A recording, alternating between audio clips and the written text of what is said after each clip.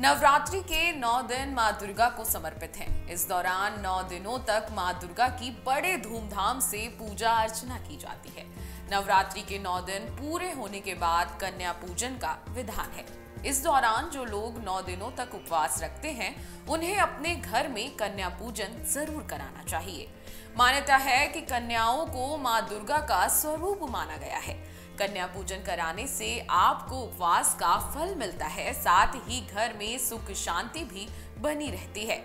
नवरात्रि के बाद कन्या पूजन के द्वारा सभी भक्त मां दुर्गा का आशीर्वाद प्राप्त करते हैं। देवी भागवत पुराण के अनुसार देवराज इंद्र ने भगवान ब्रह्मा जी से भगवती को प्रसन्न करने की विधि पूछी, तो उन्होंने सर्वोत्तम विधि के रूप में कुंवारी कन्याओं को पूजन की बात कही। तब से लेकर आज तक कन्या पूजन किया जाता है। अब जान लेते हैं कि कन्या पूजन की क्या विधि होती है और इस चीज का क्या महत्व होता है।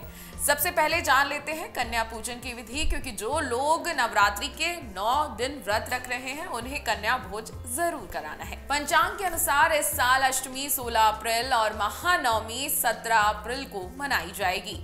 आप इस दिन अपने घर में कन्या पूजन कर सकते हैं। कन्या पूजन का पहले महत्व जान लीजिए। हिंदू धर्म में कन्या पूजन का महत्व बेहद खास है। यह न केवल नवरात्रि में ही बल्कि किसी भी शुभ कार्य में पूर्ण होने के बाद अक्सर कन्या पूजन किया जाता है। बात करें नवरात्रि में कन्या पूजन की, तो यह बहुत शुभ है। मान्यता है कि नवरात्रि में उपवास रखने के बाद कन्या पूजन करने से माता रानी प्रसन्न होती हैं और आपको सुख समृद्धि धन संपदा का आशीर्वाद मिलता है। साथ ही कन्या पूजन करने से कुंडली में 9 ग्रहों की स्थिति मजबूत हो जाती है। बता दें, कन्या पूजन से आपके परिवार के सभी सदस्यों की तरक्की भी होती है। अब जान लीजिए कन्या पूजन की क्या विधि है। अगर आपके घर में भी नवरात्रि का आपने व्रत रखा है और कन्या भोज करा रहे हैं, तो इस विधि को जरूर सुने। कन्या पूजन करने से पहले सभी कन्याओं को प्यार से आमंत्रित करना चाहिए। कन्याओं के घर में प्रवेश होने पर पूरे परिवार के साथ उनका स्वागत करें। घर में कन्याओं को स्वच्छ स्थान पर बिठाकर उनके पैर को धोएं। सभी देवी स्वरूप कन्याओं के माथे पर अक्षत, फूल और कुमकुम लगाना चाहिए। इसके बाद मां भगवती का ध्यान करें, उन्हें भोजन कराएं। फिर अंत में उन्हें कोई उपहार या पैसे दें। अंत में कन्याओं के जाते समय पैर छूकर उनका आशीर्वाद जरूर लें और देवी मां को ध्यान करते हुए भूल चूक की क्षमा मांगे। अब हर वर्ष की कन्याओं का अलग अलग महत्व होता है, ये भी आप जान लीजिए। जी हाँ, आप अगर कन्या भोज करा रहे हैं, तो छोटी से लेकर बड़ी कन्याओं का अपना अपना अलग महत्व है।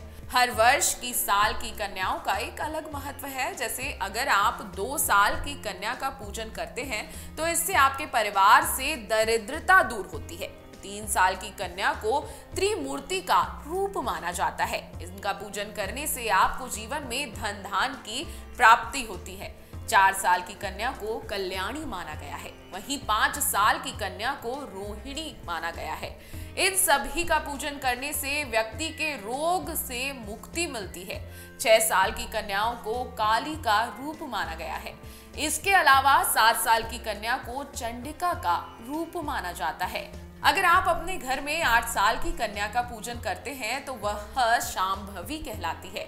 इसके अलावा 9 साल की कन्या को दुर्गा का रूप माना जाता है और 10 साल की कन्या सुभद्रा कहलाती है। इनका पूजन करने से भक्तों की मन की हर इच्छा पूरी होती है और जीवन में सकारात्मकता बनी रहती है। अगर आप भी नवरात्रि में अपने घर कन्याओं का भोज करा रहे हैं, तो हमारी इस विधि को जरूर ध्यान रखिएगा और इस वीडियो को ज्यादा से ज्यादा शेयर करिए, ताकि और भी लोग नवरात्रि में जो पूजा कर रहे हैं, विधि विधान जान पाएं। जय माता दी। अगर आपको हमारा ये वीडियो पसंद आया हो, तो हमारे चैनल जीवांजलि को सब्सक्राइब करें